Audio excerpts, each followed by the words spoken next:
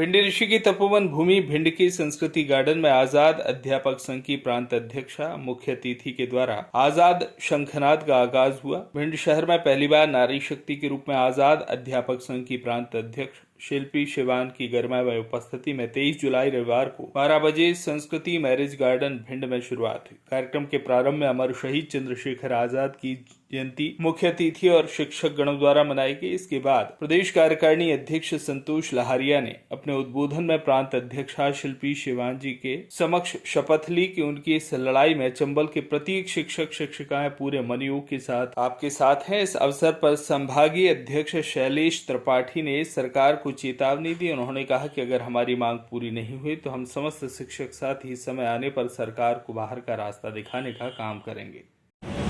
सर्वप्रथम चंबल की माटी को नमन करती हूँ। मंच पर विराजित शारदा माता को नमन करती हूँ। साथ ही आज चंद्रशेखर जी का जन्मदिन है तो उन्हें भी सत नमन करती हूँ। इसके साथ ही सर्वप्रथम बनखंडेश्वर और भोरेश्वर महादेव को शिल्पी शिवान प्रणाम करती है और इस पवित्र धरा से वरिष्ठता और पुरानी पेंशन का संकल्प करती हूँ और आप सबको विश्वास दिलाती हूँ कि जब तक पुरानी पेंशन शब्द बार बार इसलिए लगाना पड़ता है क्योंकि हमारे दिल्ली में बैठी हुई सरकार जिसके अटल बिहारी वाजपेयी जी अब हमारे बीच में नहीं है, जिन्होंने हमारी पुरानी पेंशन को बंद करके एक एनपीएस जैसा सगुफा हम सबके बीच में छोड़ दिया, वो उन्होंने बहुत गलत किया। खुद तो पुरानी पेंशन लेते लेते चले गए, पूरा इलाज पुरानी पेंशन से कराते रहे, पर समस्त कर्मचारियों की 1995 से पुरानी पेंशन बंद कर दी, यह कह करके कि सरकार के ऊपर बहुत बड़ा भार है। तो आज मैं इस चंबल की घाटी, इस चंबल की धरा, भिंडी जो तपोभूमि है चंबल, इस पर मैं आज आई, इसके लिए मैं अभिभूत हूँ। मैं इतनी अभिभूत हूँ कि मुझे भी ये महसूस हुआ यहाँ आकर के कि सच में यहाँ का पानी पीने के बाद आपके अंदर सोई हुई जो ज्वाला है वो जागृत हो जाती है। जैसा कि अभी हमारे तकनीकी राजू भैया ने बताया कि उद्बोधन में भी आप सबको दिखाई दे रहा था, तो ये सच है। बात ये है कि अर्थव्यवस्था, उन्होंने ये काम गणित भी पढ़ाते हैं, हम सामाजिक विज्ञान भी पढ़ाते हैं, हम अर्थशास्त्र भी पढ़ाते हैं। तो माननीय नाना जी और मामा जी, मैं आपसे इस मंच के माध्यम से ये पूछना चाहती हूँ कि आपकी अर्थव्यवस्था को नुकसान केवल कर्मचारियों को ही पुरानी पेंशन देने में क्यों हो रहा है? आपकी अर्थव्यवस्था में नुकसान आप लोग जो 4-4, 5-5 पेंशन ले रहे हो उससे क्यों नहीं हो रहा है? तो मैं उन अर्थशास्त्रियों से भी निवेदन करना चाहती हूँ इस मंच के माध्यम से, एक बार पुनः आप जो है अध्ययन कर ले, पुनः देख ले, आप समझ लें कि 4-4 पुरानी पेंशन लेने के बाद, समस्त प्रकार के वेतन भत्ते लेने के बाद, जिनका अध्ययन हमसे कम है उन्हें वो सब सुविधाएं देने के बाद आपकी अर्थव्यवस्था पे कोई फर्क नहीं पड़ता। पर जो ये कर्मचारी है समस्त अलग अलग विभागों का, जो अपनी सेवा के 62 वर्ष काम करके आपके बीच में देते हैं एक छोटे से वेतन पर, जिन्हें किसी भी प्रकार का भत्ता जो है वो आप प्रदान नहीं करते, उन्हें किसी प्रकार का एक आप अलग से कोई दान नहीं करते, तो उसकी आप पुरानी पेंशन बंद करके उसे आप एनपीएस की बात करते हो और खुद की आप सारी पेंशन, सारे भत्ते आप चालू रखते हो। बात आती है दोनों सरकारों या चारों सरकारों की, सदन में जब दोनों बैठते हो तो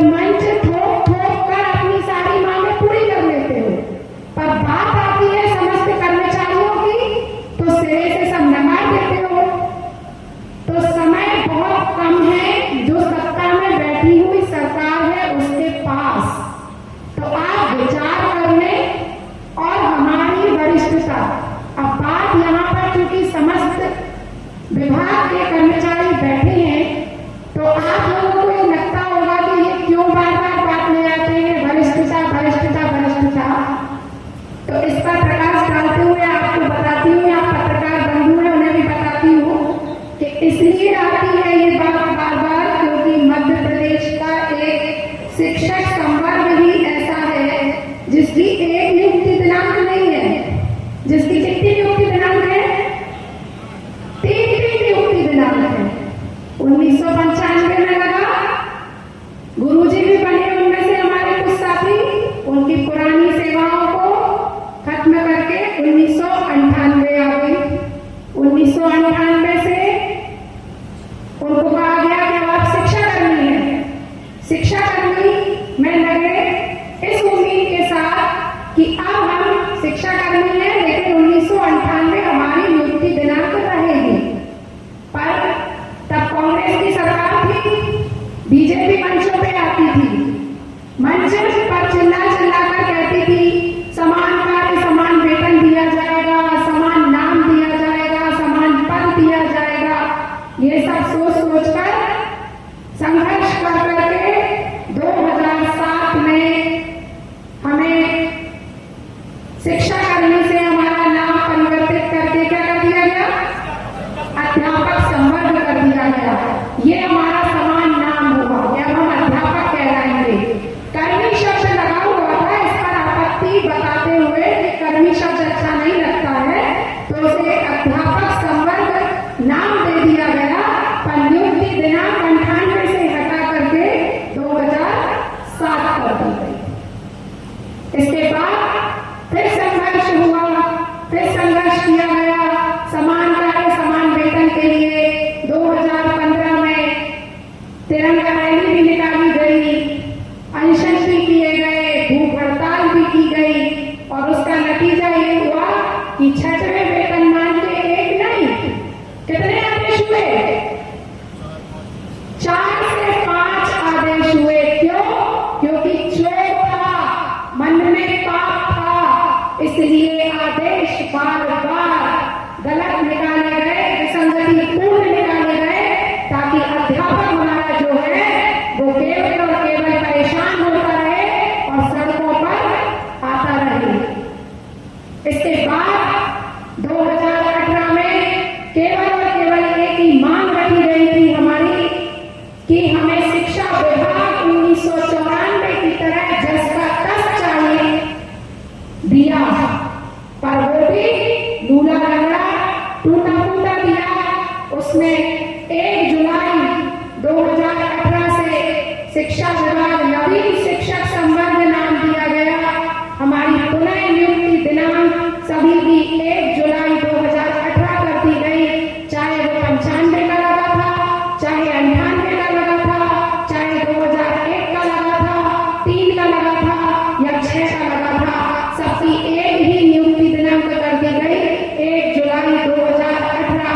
और हमारी वहां से लेकर यहाँ तक की पूरी वरिष्ठता जो है वो शून्य कर दी गई। शर्म आनी चाहिए सरकार को और सरकार में बैठे हुए अधिकारियों को। मैं दोष देती हूँ उन अधिकारियों को जो सरकार के डीपीआई में बैठे हुए हैं, जो इस तरीके के आदेश निकाल रहे हैं, जिससे ये जो कर्मचारी यहाँ बैठा है ये अपने कामों पे जाना चाहता है, सड़कों पर नहीं आना चाहता। तो माननीय मुख्यमंत्री जी, मैं आपसे विनय कर रही हूँ, अनुनय कर रही हूँ कि आप जो है हम सबकी 2006 में लगे साथियों की क्रमोन्नति, 1998 में लगे हुए साथियों की द्वितीय क्रमोन्नति जो आप खाकर बैठे हुए हैं उसे दीजिए। साथ ही साथ आपने जो हमारी वरिष्ठता को शून्य किया है उसकी आप गणना करते हुए लेकर आइए। हमारी वरिष्ठता वही होनी चाहिए, पूरी हमें वरिष्ठता दीजिए। इसके साथ हमें हमारी पुरानी पेंशन चाहिए। जैसा कि हमें अभी कुछ खबर लगी है अंदरूनी, वो आप सबके सामने यहाँ पर मैं रख रही हूँ कि ऐसा कुछ चल रहा है, ऐसा कुछ सुनने में आया है कि कुछ एक महापंचायत जैसा कुछ बुलाने का चल रहा है सरकार का, जिसमें उन्होंने एक पैकेज कुछ तैयार करने की रणनीति तैयार की है। साथियों, मैं इस पैकेज में कहीं से लेकर कहीं तक सम्मिलित नहीं हूं। मैं शब्द इसलिए लगाया है क्योंकि ये खबर मुझे पता चली है। मुझसे इस बारे में ना तो किसी मंत्री ने कोई चर्चा की है, ना मुख्यमंत्री जी के यहाँ से मेरे पास इसके लिए कोई खबर आई है, ना मुझे बुलाया गया है। 2018 से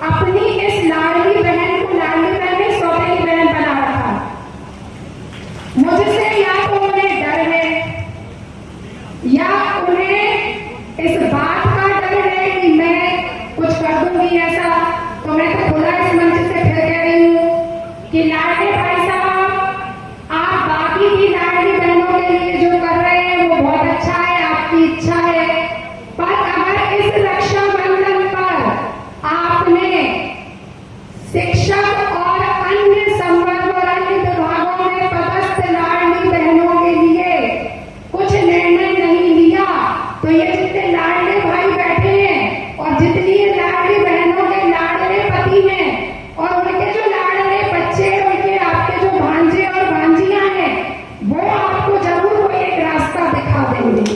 आप बहुत समझदार हैं कि वो रास्ता कैसा होगा और कहाँ का होगा। ये जो धरा है, ये वीर भूमि कही जाती है। भिंड से श्याम सुंदर उपाध्याय की रिपोर्ट।